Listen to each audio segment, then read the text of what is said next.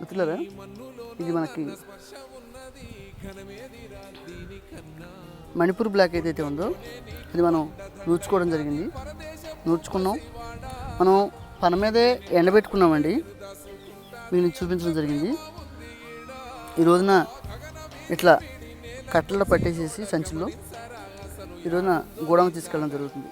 మిత్రులారా, ఎప్పుడైనా రైతు ఆనందపడేది నాట్లేసి కోతలు కోసి నూర్చి ఎప్పుడైతే నిల్వ చేస్తాడో అప్పుడు 100% విజయం సాధించినట్టు.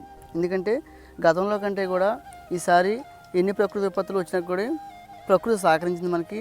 మనం పూర్తిగా విజయం సాధించామని చెప్పాలి. ఎందుకంటే మనం 26 రకాల దేశవాళీ విత్తనాలు పండించడం, ప్రతిదీ కూడా ఇప్పటికే 190% పైగా కోతలైపోవడం, మనం గోడంలో నిలబెట్టడం కూడా జరిగింది.